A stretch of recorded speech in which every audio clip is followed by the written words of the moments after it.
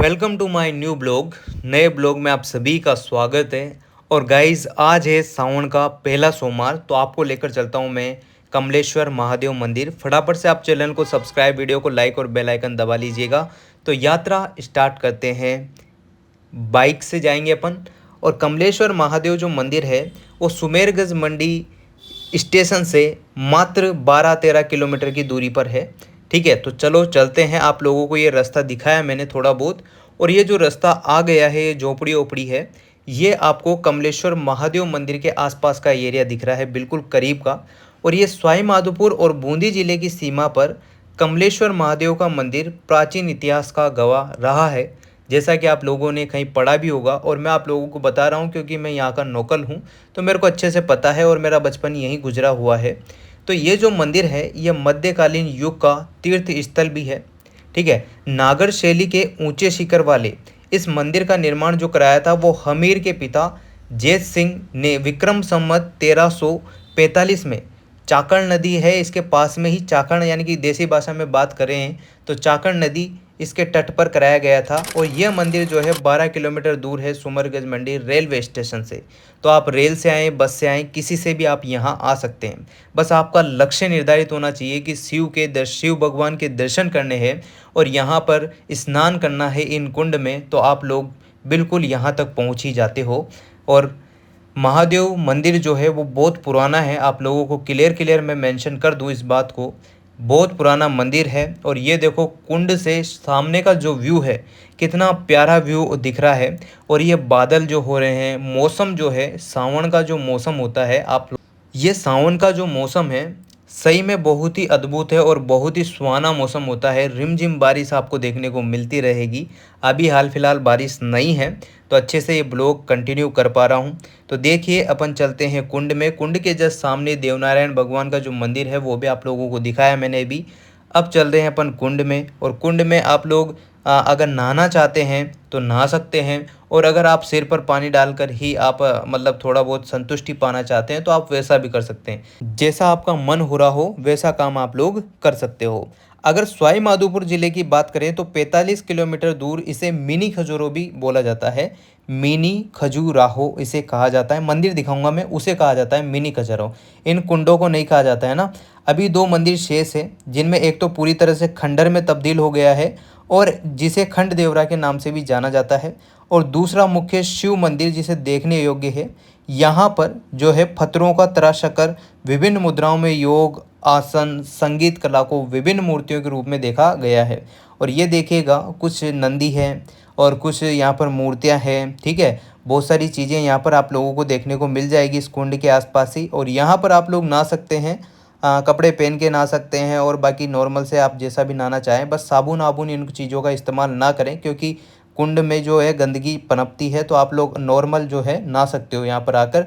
कपड़े वपड़े यहाँ पर अनावश्यक फेंके नहीं, डाले नहीं, क्योंकि देखो कुंड कितना प्यारा लग रहा है, कितना साफ़ सुथरा लग रहा है। अब आप लोग यहाँ पर अपने वस्त्र अर्ध वस्त्र यहाँ पर पटक जाते हो तो थोड़ी गंदगी हो जाती है।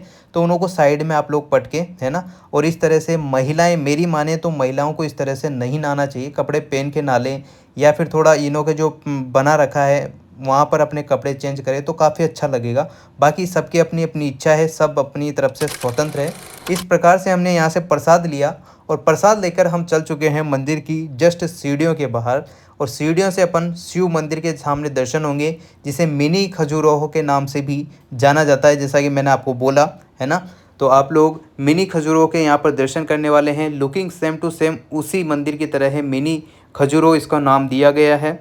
और वो मैंने महिलाओं वाली जो बात की थी उस पर आप ध्यान दीजिएगा, क्योंकि ये छोटी सोच बड़ी सोच की बात नहीं है, ये बिल्कुल सही बात है। क्योंकि वहाँ पर बाथरूम बने हुए हैं तो कपड़े महिलाएं वहाँ बदलें तो काफ़ी सही लगता है, अच्छा लगता है। क्योंकि मंदिर में आप लोग आए हुए हैं तो मेरे हिसाब से तो काफ़ी सही है। और ये मंदिर देखो कितना प्यारा लग रहा है मंदिर, और मौसम ने तो वाह वाह। चलो घंटी बजाते हैं और शिव भगवान का नाम लेते हैं और अंदर चलते हैं, तो दर्शन करते हैं और आपको भी कराते हैं। और अगर आप लोग भी शिव प्रेमी हैं और सावन के महीने में अगर ये ब्लॉग देख रहे हैं तो बिल्कुल आप लोग जय बोले, जय शिव शंकर, जो भी आप लोग शंकर भगवान से रिलेटेड कमेंट करना चाहते हैं कर सकते हैं। और ज़्यादा से ज़्यादा वीडियो को शेयर कीजिए। तो चलो देखिए मैं आपको भगवान के दर्शन करा देता हूँ। ये जो मंदिर है वो काफ़ी प्राचीन है, काफ़ी पुरानी सदियों पुराना है। बहुत सारे उसमें कहा गया है कि 7वीं सदी का मंदिर है, बहुत सारों में मेंशन है 13वीं सदी का मंदिर है। तो कुछ कंफर्म तो यहाँ पर कह नहीं सकता, पर काफ़ी पुराना ये मंदिर है। और रणथंभौर बाघ परियोजना के पर्यटक क्षेत्र के 9वें जोन का जो है प्रवेश द्वार भी यही है। और यहाँ पर काफ़ी मूर्तियाँ वूर्तियाँ विराजमान है, सारी चीज़ें हैं। अब एक बात मैं आप लोगों को क्लियर बताऊंगा, जो कि इस वीडियो में स्पेशल तौर पर मैं स्टार्टिंग में बताता, पर फिर मैंने सोचा बीच में बताएंगे। तो मंदिर तो आप लोगों को दिख ही रहा होगा, जैसा कि आपको दिख ही रहा है, देख लो, है ना। और यहाँ पे दर्शन भी आप लोग कर सकते हो। जब मैं बचपन में छोटा हुआ करता था तब अंदर तक जाते थे दर्शन करने, पर ये कोरोना के बाद यहाँ पर एक ब्लैंकेट या जो है वो स्टॉपेज जैसा लगा दिया ताकि अंदर नहीं जा सकते, है ना। अब देखो यहाँ पर क्या होता है, अगर आप इस कुंड में, जो अभी कुंड मैंने दिखाए थे, इनमें स्नान करते हो और शिव भगवान के दर्शन कर लेते हो, शिवलिंग के दर्शन कर लेते हो, तो यहाँ जो आपके चर्म रोग जो भी है, तो इन तीनों कुंडों में, एक बाहर है और 2 अंदर है, ऐसे करके कुंड है, तीन कुंड है ये।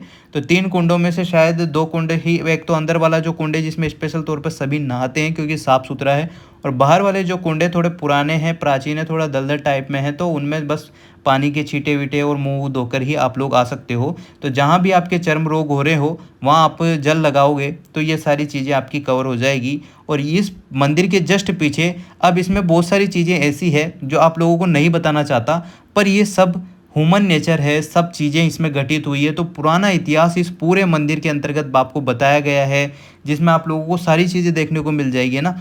और एक बात और बताता हूँ, चलो देखो, 3 कुंड है जिसमें से 2 कुंड तो आपको नहाने के लिए सीढ़ियाँ बनी हुई है 2 कुंड में, और एक कुंड है जो कि चाकण नदी पर है, जस्ट पीछे है इसके, तो वो एक नदी टाइप में ही है। तो उस कुंड में अगर आप लोग, इन तीनों कुंडों में से जिसमें भी आप स्नान करना चाहते हैं कर सकते हो। आपके चर्म रोग जो भी हो रहा हो, फोड़े फुंसी, वो सब मिट जाते हैं, ऐसी मान्यता इस मंदिर की है।